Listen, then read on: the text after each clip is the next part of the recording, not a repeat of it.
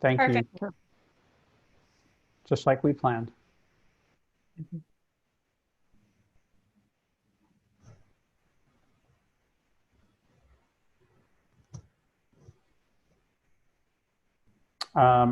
I'm just waiting for my my circle, hopefully, to respond.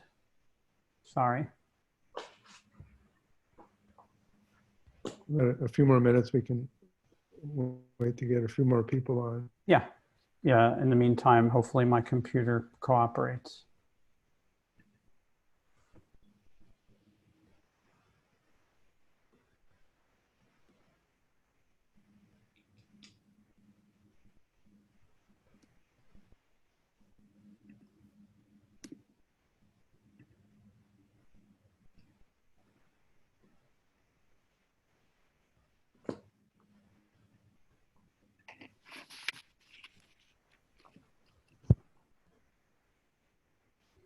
Just have this conversation about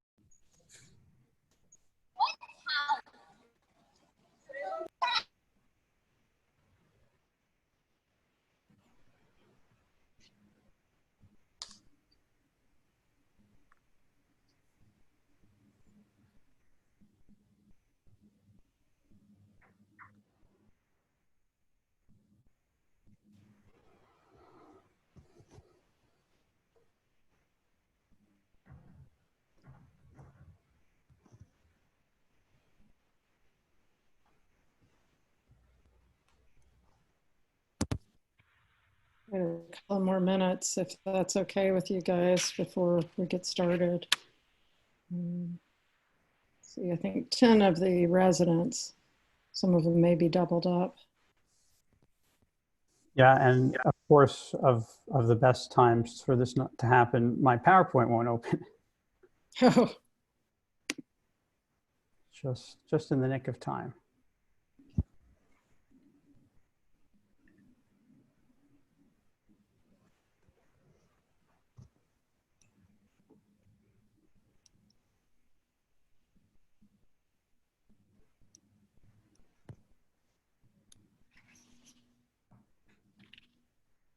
all right. Are you okay if we kind of get started? I'd love to introduce you to everyone. Sure. I know that Dr. Panda, one of the deans, was very interested in hearing your talks, and so we're all very excited to have you.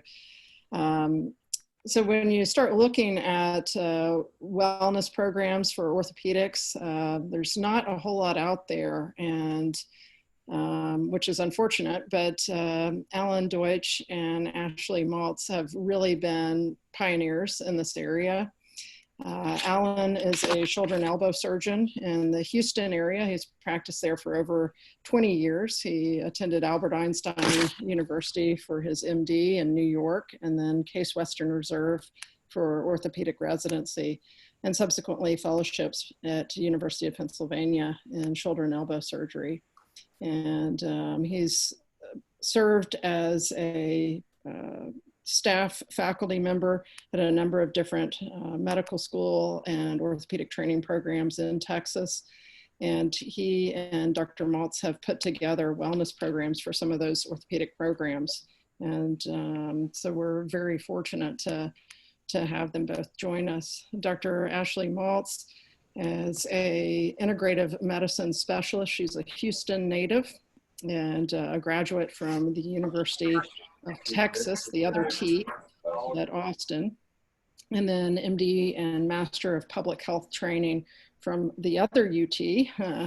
We like to think of University of Tennessee, but from the University of Texas Medical Branch in Galveston.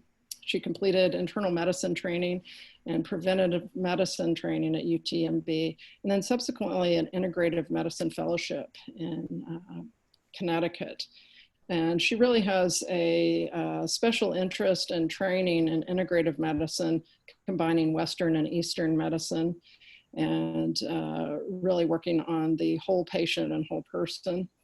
And a lot of interest, as I understand it, in physician and healthcare worker emotional and mental health, and prevention of physician burnout, and prevention of physician suicide, which is an epidemic.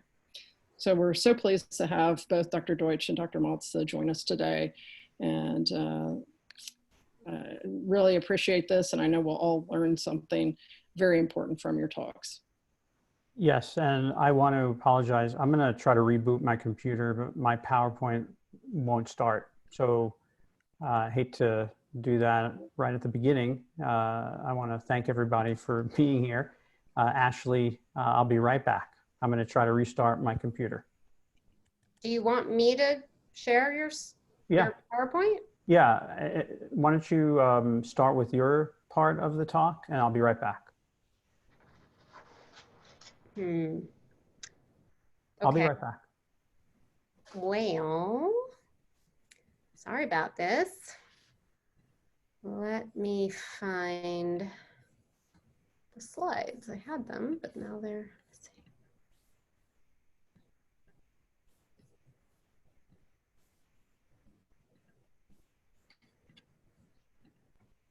Sorry, they were here and now they're gone, of course, right? Okay.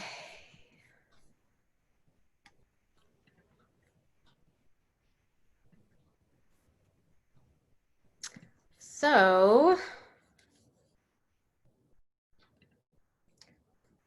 all right. We're having technical difficulties. No worries, it's a lesson in resiliency and being able to adapt. It's very strange not to see any faces except for Jasdeep, who's here with me. Oh, sorry. Let me, I don't know. Feel connected with you all. Looking at. Stop.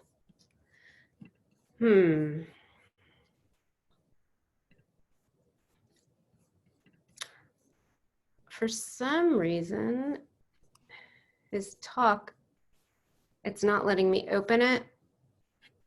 And it was earlier. And so now I'm sorry. We may just have to wait for him to come back.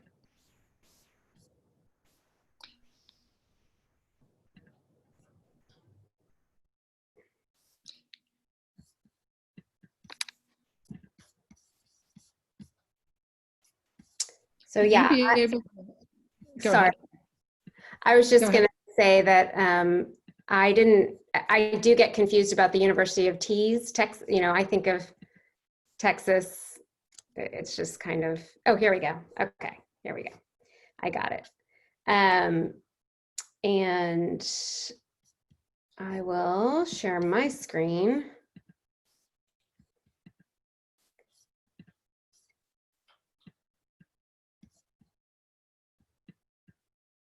Give me 1 second. It is not letting me. I don't know. I have to leave and come back to share my screen. So instead of that, I'll just tell you guys who I am and my story. Dr. Adams introduced me very eloquently and effectively. And I, you know, went to medical school, not because I knew I had to do that. It was kind of it was a long journey for me, and I really enjoyed getting to know people, and I still getting to know people on a very personal level.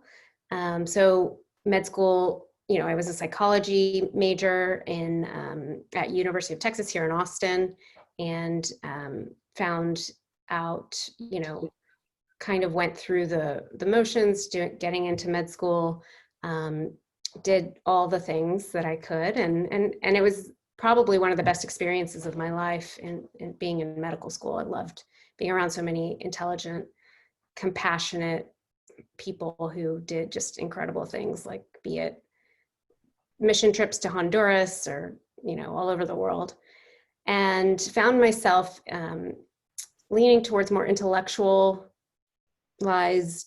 cerebrally based internal medicine, which, looking back in hindsight, probably wasn't the best idea for me, being I didn't want to be in the hospital all day.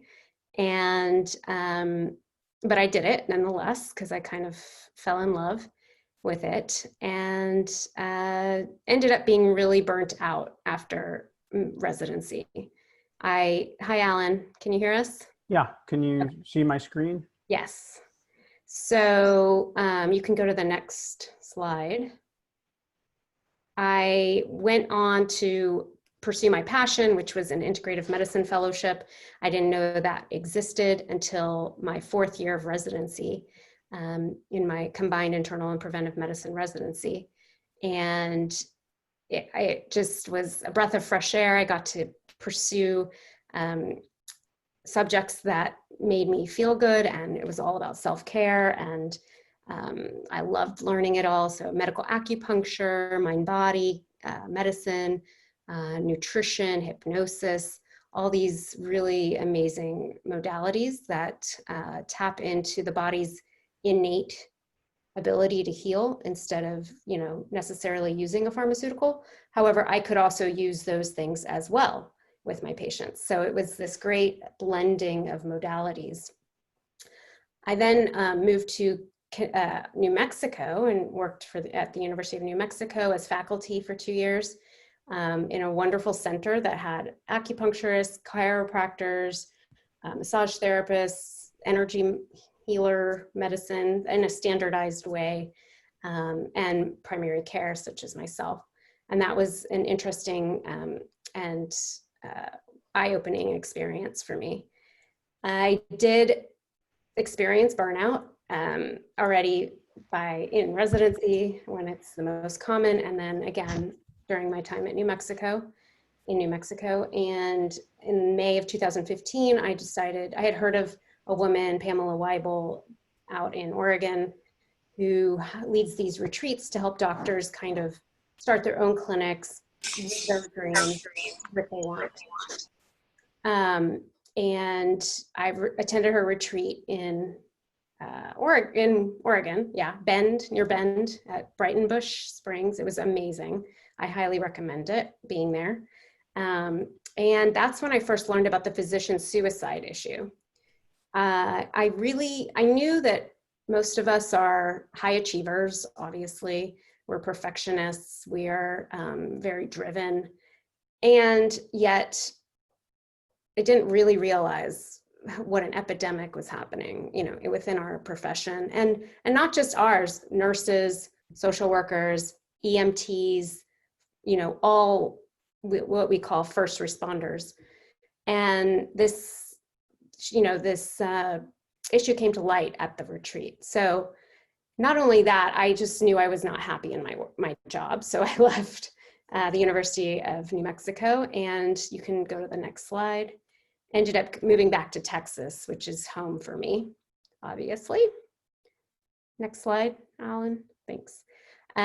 So I took some time off, and so Alan will go into more like the statistics and what's going on with that particular issue. That's why it's a little bit out of place here.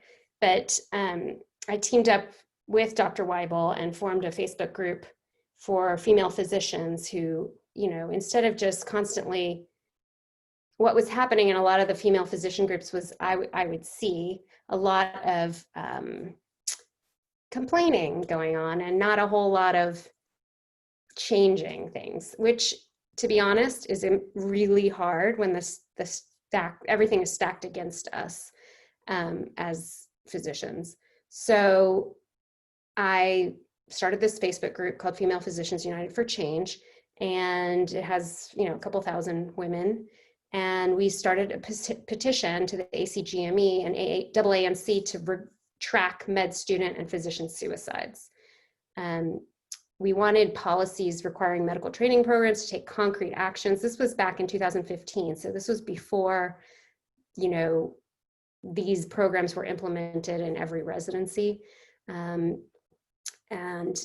wanted confidential on-the-job psychological support, you know, and decreasing the culture of abuse amongst our colleagues and training programs. So there were almost 80,000 signatures that we delivered to the director of the AAMC, and we ended up holding a National Day of Solidarity to prevent physician and medical student suicide in 11 cities on, oh my goodness, August 20th. Look at that. Didn't plan that. 2016. So ours was actually planned for August 20th, but we had a severe thunderstorm come in that like an hour before the event. So we had to reschedule it. And you'll see a picture of that on the next slide. So here's some shiny faces, some of the physicians in my community and a PA and a physical therapist who helped out. We're standing in front of on the lawn in the Texas State Capitol. And two or three of these physicians, actually, all of these physicians teach mindfulness, integrative medicine. They coach other doctors. One of them is a hospitalist, the second from the left, Dr. Anna Vu Wallace. And she's not only on the front lines, you know, every day, she also teaches mindfulness-based stress reduction to healthcare professionals. So all of us are kind of interwoven and doing our part to help improve physician autonomy, improve our emotional and mental health. You can go to the next slide. This is a picture of the actual petition, and with the almost 80,000 signatures. And this is our petition was actually featured in this documentary called Do No Harm by Robin Simon. She is a documentary maker who happened, I'm not sure exactly how she got wind of this issue, but she did a documentary on the physician suicide issue and on Dr. Pamela Weibel. So I highly recommend it. You can watch it online for $4.99. It's on Amazon Prime. You just go to the website, donoharmfilm.com. It's down at the bottom left screen. So that's my little part. Thank you, Ashley. You're welcome. Sorry for the technical difficulty, but that's technology, especially in this Zoom era. So starting in the middle with the beginning, thank you very much, Dr. Adams, Dr. Steinman, for the opportunity to present on this really important topic that's near and dear to my heart and Ashley's heart. It's really a privilege to be able to give a talk that is so timely. I started getting interested in this on my own, and then tried to kind of teach some of the things I learned when I was still at UT in Houston, and then decided to go out on my own because I wasn't really getting a lot of positive feedback. And I really feel like it's a mission. And having met Ashley, she's been doing this a lot longer than myself. So this is really rewarding for me. So thank you for that privilege. I'd like to take a deep breath, a deep cleansing breath, big belly breath. And I know it's Thursday. A lot's happened this week for you. Some of you still have call, so the week doesn't end tomorrow on Friday. But I want to thank you for your service and just remind you to take time for yourself. Spend the next hour, or I guess 40 minutes, listening and relaxing and learning. So the key takeaways, objectives for today, we'd like to introduce concepts, practical tools on how to manage your mental health, define mental health issues, provide some practical solutions, how to seek help, learning techniques to build your resiliency, We're going to talk a little bit about the neurophysiologic basis of breath work, how to down-regulate your stress response, and how to up-regulate your healing relaxation response. So you're not alone. All of us need healthy ways to deal with our emotions. The goal is to introduce concepts, teach some tools on healthy ways to manage mental health. Before we can address the problem, we have to acknowledge that there is an issue. So mental health issues affect all of us, including orthopedic surgeons, which are, we're taught that we're invincible, but that's not true. I'm here to tell you that. We'll define mental health conditions, who's affected, share some stories. Ashley already shared hers. I'll tell you a little bit about mine. And then tools, healthy habits to deal with emotions, and then how to seek help. So here's a list, obviously not exhaustive, but it goes from depression, anxiety, addiction, substance abuse, suicide, and then a whole bunch of others. Nearly 1 in 5 Americans will have a mental health condition in a year, and 46% of Americans will meet criteria for a mental health condition sometime in their life. So why talk about it? Because it's really important. If we don't talk about it, we won't be able to address it. So the COVID obviously is magnifying these mental health issues. Studies have shown that physicians who died by suicide were less likely to have consulted mental health experts, less likely to have been diagnosed with a mental health problem, and also less likely to be taking antidepressants at the time of their death. So the COVID situation, the pandemic, obviously is exacerbating these trends. So physicians have been facing mental health challenges long before the COVID pandemic, and doctors have long struggled with the stigma associated with psychological or seeking psychological help. Physicians tend to be perfectionists, have high expectations of themselves. The combination can set them up for mental distress. Studies show that 30% have experienced depression. Physicians are at significant risk of dying by suicide, as Ashley mentioned earlier. You add to that the reluctance to seek help because of possibly something being reported on your boards, your licensure, and then this is a setup for not a healthy situation.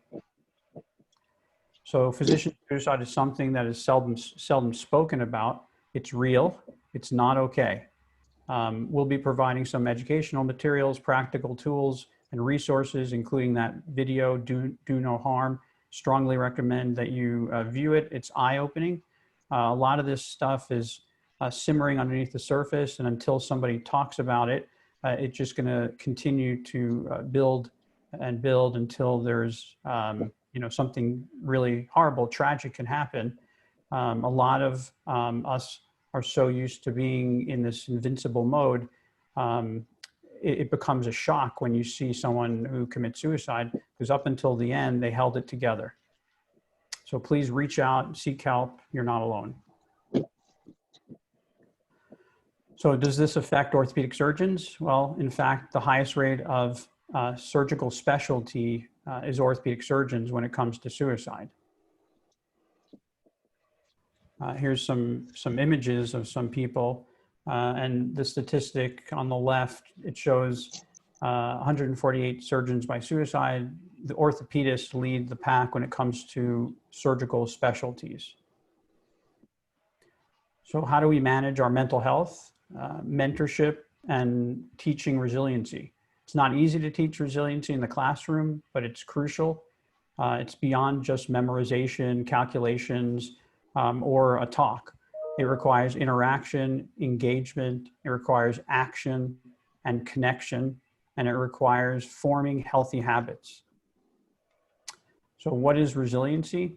A pattern of positive adaptation in the context of past or present adversity, a set of inner resources, social competencies, cultural strategies that permit individuals to not only survive, but recover or even thrive after stressful events. So with the COVID pandemic, there's increased stress on everybody. Now more than ever, mentorship and resiliency are needed to prepare physicians to know how to take care of their mental health wellness. So I'd like to acknowledge the compassionate care all of you exhibit every day with each and every interaction you have with people seeking health and well-being. Hopefully, we're going to teach you some tools to take care of yourself. So resilience activities, these include making connections, building your social support network, avoiding tendency to view crises as insurmountable, accepting that change is a natural and unavoidable part of life, and moving towards realistic goals. So the good news is, apologies to all the orthopedic surgeons out there like me, this is really easy. Even an orthopedic surgeon can do it. We're going to focus a lot today on breathing, learning how to downregulate your stress response through breathing is one of the takeaways for today. So I promise you everybody will be able to do it. So a little bit about myself. Some of you are probably wondering, what is an orthopedic surgeon talking about mental health, resiliency, and breathing? You know, just like the saying goes, what's the purpose of the heart? To pump calf salt to the bones. The purpose of the lungs must be to pump oxygen to the bones. So I'm here to tell you that there are other purposes for the lungs. The truth is, nobody ever took the time to teach me about this in medical school or residency. I was never exposed to these concepts during my fellowship or at the shoulder and elbow meetings or during any of the academy meetings.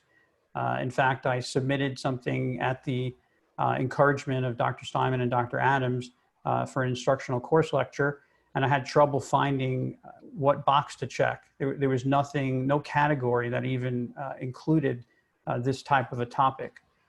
So really what I'm here to tell you is, you know, self-awareness, self-exploration. That's how I was able to discover a lot of this. And then I met an amazing integrative medicine doctor named Dr. Ashley Maltz. And that was an awakening for me. And then I really gained an appreciation and the significance of self-care and self-healing. It's not possible for us to take care of our patients if we don't take care of ourselves. Our emotional tanks need to be full or at least replenished in order for us to really take care of others. So we're all human. At some point, we will break down if you do not have proper care. Proper psychological hygiene is necessary. Orthopedic residency is hard. I know, I've lived through it. Being an orthopedic surgeon is hard. I know because I'm still living through it. We're trained to disassociate from our feelings. And I'm here to tell you, listen to your body. Your body gives you cues. Hopefully after today, this will spur some more self-discovery on your own. I'm hoping we get invited back, but we do have plans to come back and do this on an ongoing basis. So today we'll focus on some introductory concepts, and hopefully this will lead to more self-exploration. So I was raised in a post-traumatic stress environment. My parents were born in 1946 in Europe, post-war Europe. We had many family members who perished in the Holocaust.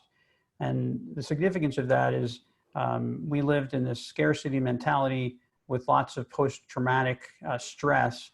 And that obviously has an effect epigenetically. It has an effect on how you interact with the world, how you perceive the world. So who models behavior for you, you tend to use those same techniques to perceive the world and react to the world. So some of the lessons I've learned in my journey from being in Brooklyn to now living in Houston and sometimes in Austin, how I process and react to environmental cues is under my control. It starts with me. I'm responsible for my perception and my reaction. Meditation, prayer, breath work, these are referred to as a practice, meaning they require action. You need to do them repeatedly so they become a healthy habit. Each one of us has the capacity through neuroplasticity to retrain our brain to have healthy habits. The muscle memory of habits is very powerful. So if you have a bad habit, it takes several months to retrain to have a healthy habit. So as long as you stick to it and you do action, that's when the habit takes hold. So I hope by the end of today, we've introduced some concepts and you can start beginning your journey to getting healthier habits.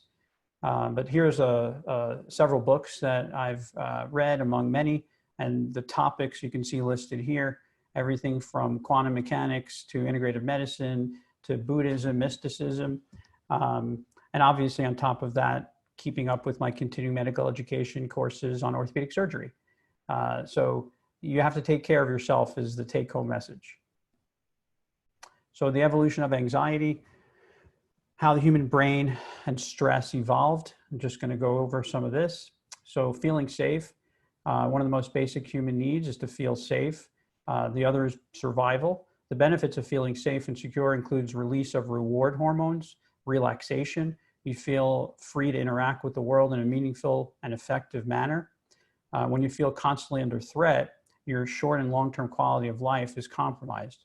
You will overreact to scenarios that really aren't dangerous, and it's going to be harder for you to relax and enjoy life. I left this slide in just for comic relief, but the modern brain is about 200,000 years old. Our brains evolved in an environment in which most of our choices were made with immediate consequences. It had an immediate impact on your life.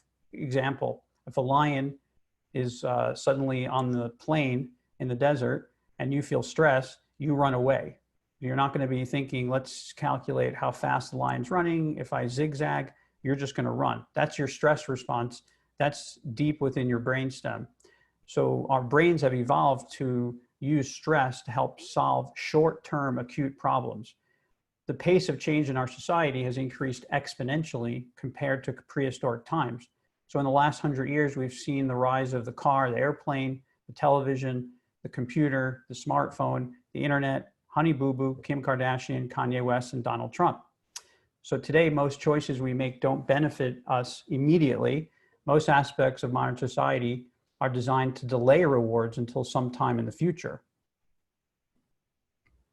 Unfortunately, there's a mismatch between our old brain and our new environment. So there's a significant difference between how our brain works, especially our reptilian old brain, compared to our frontal prefrontal cortex, which does more of our conscious thought. So thousands of years ago, stress and anxiety were useful emotions because they help take action in the face of immediate danger. Nowadays, humans worry about problems of the future, which leads to chronic stress and anxiety.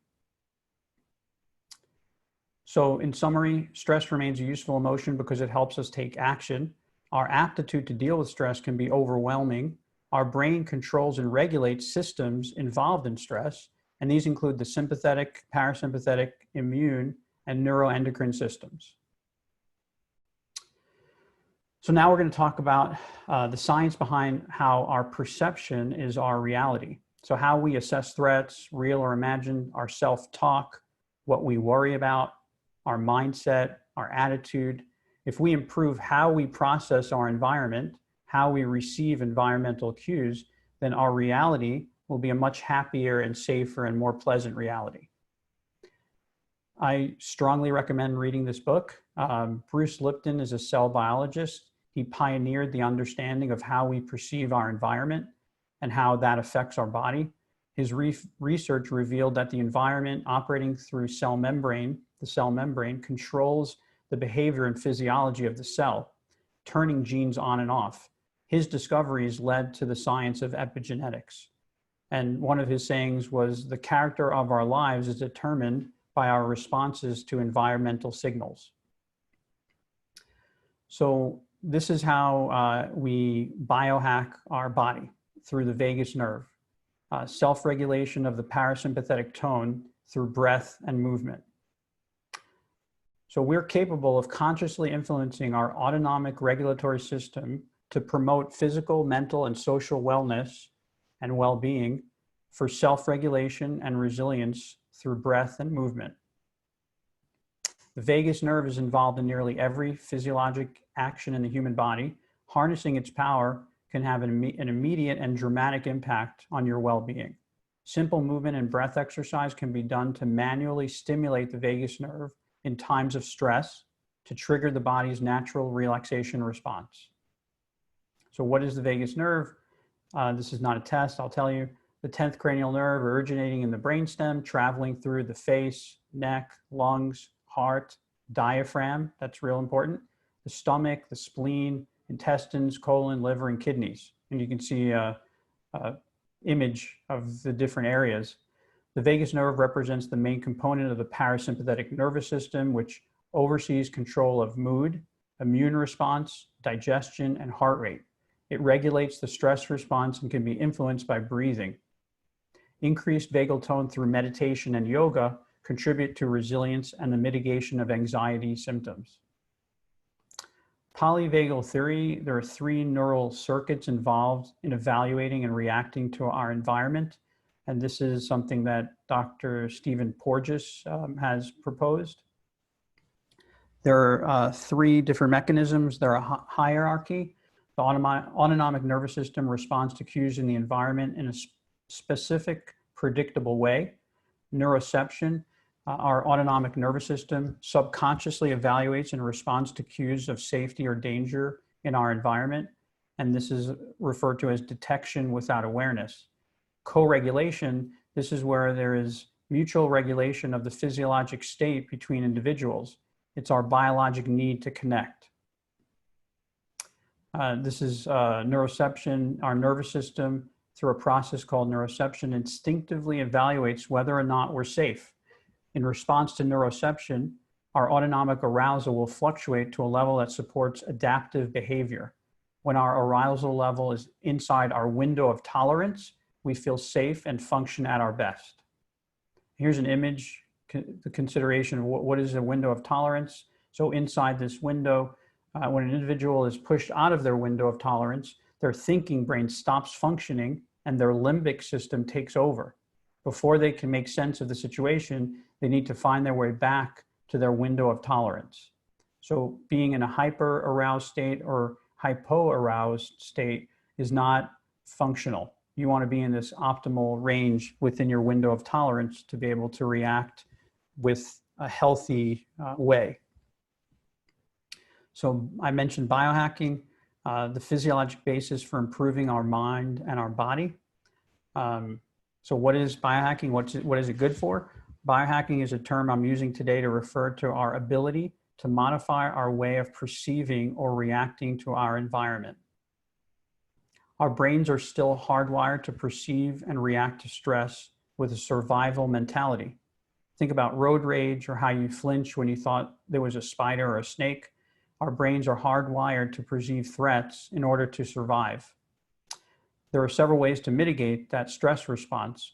One way is to perceive your environment in a non-threatening way. Another way is to react in a non-violent manner. And we'll go over some techniques on how to do that. So biohacking your parasympathetic nervous system by improving vagal tone, down-regulate your sympathetics, and up-regulate your parasympathetics.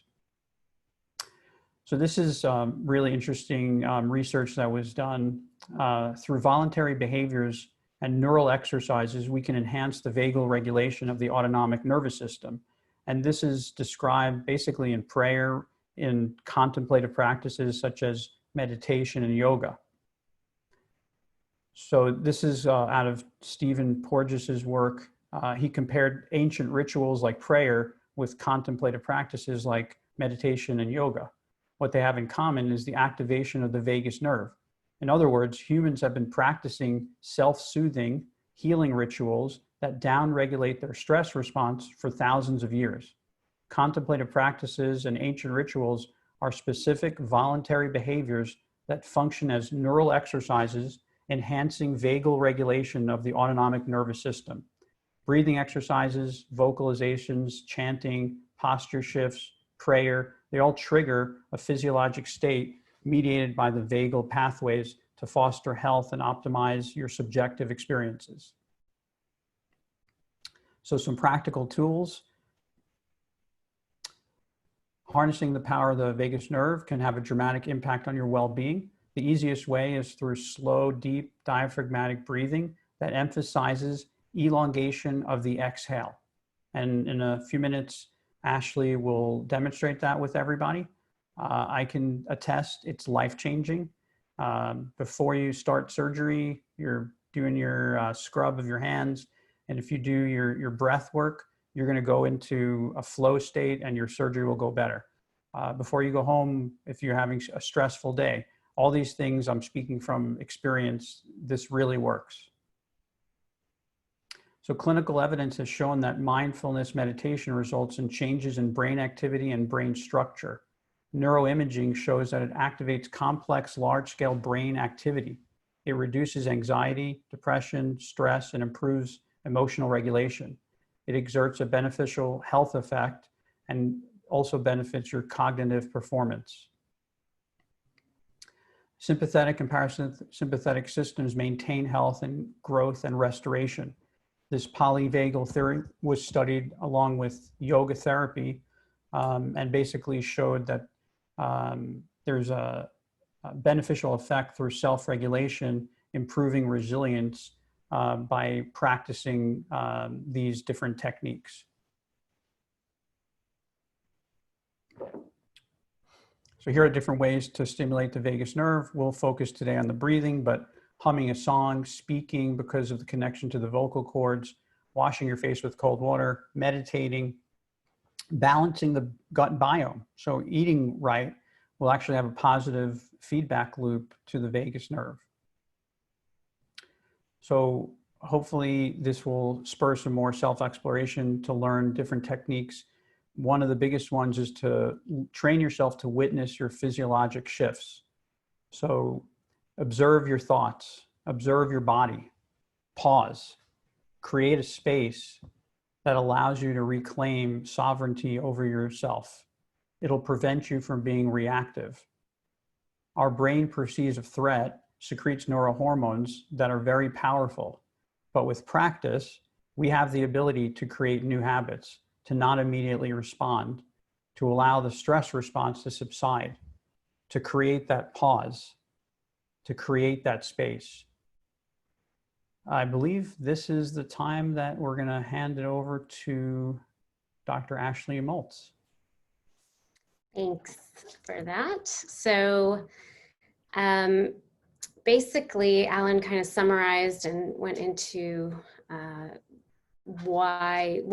one of the best ways to stimulate the relaxation response. There is a book called Relaxation Response by Herbert Benson that is from the 1930s, I want to say, that can go into it a little in more detail. But slow rhythmic diaphragmatic breathing, where you focus on extending the exhale longer than the inhale, has that effect on your body, on all the hormones, and it allows you to take pause, take space, all the things that he just mentioned.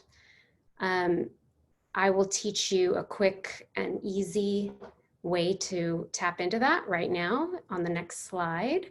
So it's called the 4-7-8 breath, and I learned this during my fellowship with the University of Arizona Center for Integrative Medicine with Andy Weil's program, if any of you have heard of him. He's the bearded man that talks about mushrooms and all kinds of interesting integrative medicine techniques. He learned this from another healer, and so it has really resonated with me and a lot of my fellow integrative medicine physicians. I practice this anytime I'm feeling a little bit anxious or worried, and I do have strong propensities towards anxiety and worry. And I'll practice this even in the car while driving with my eyes open. I just happen to be able to do that. I don't recommend that to start, but the way you do it, and we'll do it for 4 counts. You take 4 rounds.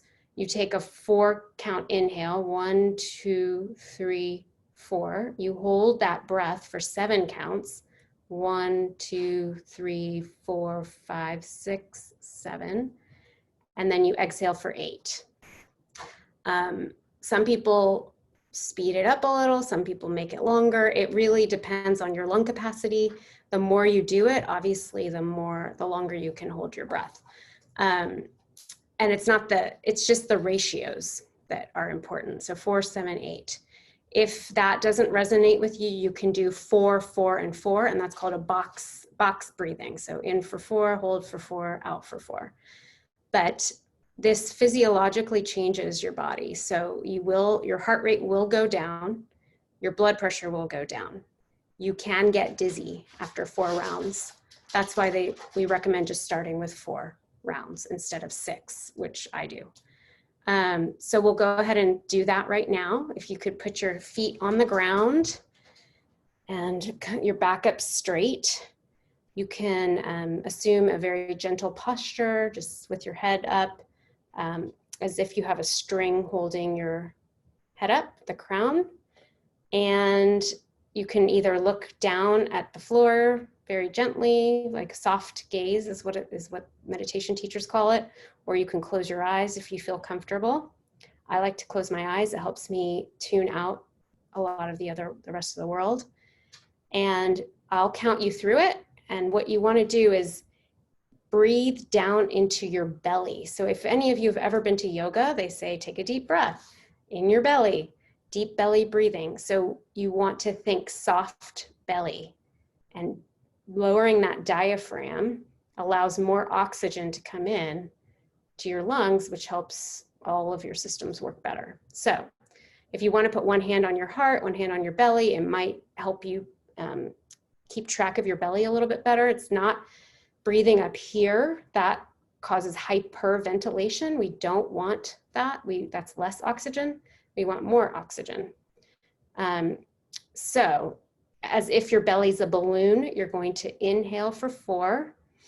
1, 2, 3, 4. You're going to hold for 7. 2, 3, 4, 5, 6, 7. And then you're going to exhale 2, 3, 4, 5, 6, 7, 8. Inhaling 1, 2, 3, 4. Hold 2, 3, 4, 5, 6, 7. Out 2, 3, 4, 5, 6, 7, 8. 2 more times. Inhaling 2, 3, 4. Hold 2, 3, 4, 5, 6, 7. And out 1, 2, 3, 4, 5, 6, 7, 8. Last time. Inhaling 2, 3, 4. Holding 2, 3, 4, 5, 6, 7. And out 1, 2, 3, 4, 5, 6, 7, 8. You can take a deep, kind of cleansing breath, and that can help. If any of you have had babies or have been around when people are having babies, a lot of breath work is done because it helps pain and it helps facilitate the body's, processes. So I hope you might feel a slight buzz or lightheadedness. Just, take it easy, breathe normally if that's the case. Yeah. Thank you very much. That was, as always, very relaxing. So this is just a couple more slides. So create space for healing or seek help. We all have responsibilities to our family, our jobs. We use a calendar to schedule these responsibilities. Your mental health is just as important of a responsibility, just as important as anything else on your schedule. So create space on your daily schedule for a timeout, to slow down, do a mental health check-in, do this for the relaxation response, for the healing, to replenish your emotional tank. This can be done in the form of simple breath work like we just did, meditation, a movement practice like yoga or Tai Chi. If necessary, call a support line or seek help from a mental health professional. You are not alone. This is an app, Headspace. I'm not sure if they still have the same discount, but healthcare professionals, you can sign up for free. They're doing this as a promotion to help healthcare providers. And this has different subject matter topics, techniques. I recommend it. And then for your psychological, personal protective equipment, take a day off, create space between work and home life, avoid publicity and media coverage about COVID-19 if you can, receive mental health support during or after a crisis, facilitate opportunities to show gratitude to the people around you, reframe negative experiences as positive learning opportunities. These are all different techniques, but be aware of them. Don't ignore this. Listen to your body. Finally, a Buddhist saying, it's better to conquer yourself than to win 1,000 battles. Then the victory is yours. It cannot be taken from you, not by angels or by demons, heaven or hell. Thank you very much.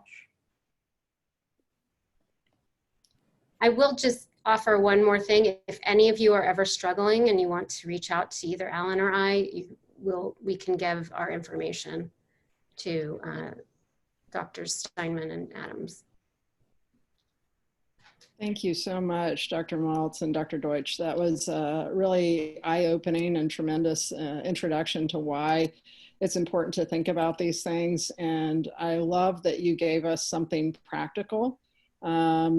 I love the visual and the thought of having something you do right before surgery, which even is a ritual. You know, when we scrub our hands in the OR and we get ready for a case, you're mentally preparing yourself. You've got your loops on or your lead or whatever, and you're washing your hands and thinking about the case. I love the idea of just taking a few deep breaths and even being able to visualize the outcome that you want during the case. I think that's a very critical thing that, like Alan said, isn't something that's taught in medical school or residency. And, you know, it's interesting because from orthopedics perspective, the non-technical skills are not highlighted. And a few years ago, the Academy really brought that out. And I think that you guys are ahead of your time in terms of thinking about these non-technical skills and really skills for life. I remember a conversation I had with many of the attendings in this program talking about, as you mentioned, Dr. Deutsch, unwinding or having that mental health moment when you're, for example, driving home from work or even to work. And so I think that's something that people can think about. And I'd love to hear your ideas about some of the mental health moments you have that don't take a lot of time, but allow you to have that sort of skill to allow you to either decompress or prepare for your day. Yeah, the biggest thing is there's a knowledge gap and there's a perception gap. When I, until about 3 years ago, heard the word yoga, meditation, Buddhism, you know, I would need to surgically get my eyes to be back from rolling in the back of my head. And a lot of it was fear of the unknown. I thought it was a lot harder than it really is. So hopefully by demystifying, you know, this, I mean, it's really as easy as breathing for a count of 4, holding it for a count of 7, and breathing out for a count of 8. It does magical things. It forces your vagus nerve to be stimulated, which is going to relax you. So we're taught that we can't control our autonomic nervous system, and it's a bunch of hogwash. So yeah, for me, the breath work is the easiest, most direct way. Any stressful situation, and then the concept of observing your thoughts. That's what meditation is. It's not anything fancier. So if you have lots of thoughts and you notice them, that means you're meditating. If you're washing your hands before a case and you're noticing your thoughts kind of pass through, that's meditative. Some people talk about washing the dishes being meditative. So for me, breath work, observing my thoughts, not reacting to them, easier said than done. And the concept of creating a space, a pause, slowing down. These are all practical that you can immediately start. You don't have to know how to do a yoga technique to just pause. You know, don't immediately react. I'll add that pets are very helpful. I'm sure most of you can acknowledge that. Pets, children, loved ones, engaging with people outside of work. It's really important. Even if it's the grocery store clerk and the Starbucks cashier, whoever it is, or barista, just, you know, a smile. The body, you know, when you smile, actually, even if you just go like this, the brain has no idea that you're not actually smiling or creating, that you're not full of joy. And those same neurons and neuroendocrine pathways are stimulated. So, you know, exercise, I think you guys probably know that pretty well. It creates lots of endorphins and it feels good. It invokes that vagus nerve. There's a lot of different things. Good music, painting, being in a flow state are all recommended. Yeah, so you can carry a little teacup chihuahua in your handbag, and right before surgery, just take it out, hold it for a little bit. But if you don't have that, then breath work, connecting with people, you know, sharing positive thoughts. But definitely your favorite mammal, whether it be human or canine or feline, all those things, they really help. Another thing a lot of people talk about is being grateful, and you can actually practice being grateful. And there have been studies where people have to write down every day things they're grateful for rather than problems they have. And they notice that it lowers your blood pressure and such and makes you a happier person. But they also note that you tend to overeat if you're grateful. So that there's a side effect to that. That's also a good idea. Does that stretch the vagus nerve? I guess you're a little too cozy when you're gratitude journaling. I'm not sure. I didn't know that, but thanks for letting me know. I'm gonna have to look that up. Yeah, I would say, you know, what this kind of made me think of is I have a super coach. You're looking at her, Dr. Ashley Maltz, and my calendar is full of timeouts throughout my day. So you can plan it. You can use apps, and the apps will remind you. So the trick is to form that habit, you actually have to do what's on your schedule. So creating space, creating the time, it's not going to do it on its own. But if you schedule a breath work in the middle of the day or 3 times a day, or, you know, what are you grateful for? Like my calendar, every single day, at least 4 or 5 times a day, I have a reminder. At least I'm going to do 2 or 3 of those, you know, if I'm really busy, if I'm in surgery, if I'm in the middle of a meeting. But I think there are practical ways to do this. And one of the ways is we schedule the rest of our life. Why shouldn't we schedule our well-being? And, you know, do it in a group setting if you're comfortable with the people, or do it on your own where you're going to do breath work when you have privacy. But scheduling it and having a good coach, having a mentor, you know, that's part of this, you know, interaction, and both people get something out of it. There's an oxytocin release from a mother and a baby, and the baby gets soothed, but then the baby, that reaction soothes the mother. And the same thing is with having a buddy, you know, having a friend. So those are other, you know, easy, very inexpensive ways to do it immediately.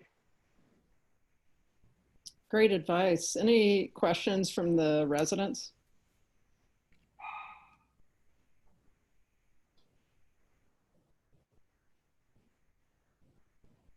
Must be very grateful because I like to eat a lot.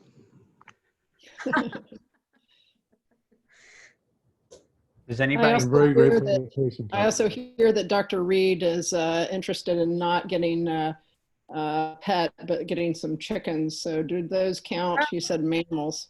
They do. No, chickens are, I've seen videos of chickens hugging people. So, you know, hey, and they give you great eggs. Eggs have a lot of B vitamins and nutrients that we need. So choline is one of the cofactors in a lot of different cellular reactions that we need. Scientifically, I would say, Dr. Reed, studies have been performed on mammals, but maybe we can do a prospective randomized study on chickens. I'm not opposed to that. They're cute. They just make a I lot think of. that sounds like a great idea. Dr. Adams actually got Carrie to tune in with me, so she's even more excited now. Oh, perfect. I know I'm going to be in trouble next time I'm in the OR. Does anybody have a practice right now? Anybody care to share if they do any of this yoga, meditation, breath work? I'm just curious, you know, it's always eye-opening to see, you know. Being in community or prayer or church or whatever you go to is really powerful as well. If you're able, if you feel connected there. Being in nature, same thing. All right. This was really great. Thank you very much. I have a huge amount of parasympathetic going on in me right now. So thanks for the opportunity. On behalf of myself and Ashley, we really love doing this work, and I hope we get invited back next month. I'm putting our emails in the chat box, and we're happy to send out, you know, if our cell phones, if you need them. Like if you're in trouble, if you're having issues, you can always, or not, even if you just want to know more. Yeah. We love this stuff. So call, reach out, text anytime. Thanks, guys. This has really been superb. You know, I think that the issue of wellness is something that we don't think about as orthopedic surgeons, but something that we should think about, particularly if we want a longitudinal career and longevity in our careers. So thank you again for doing this so much. And thanks to everybody for your attention. Yeah, take care, everybody. Thank you. Thank you. Thanks, Ashley. Thanks very much. Thanks very much for coming today.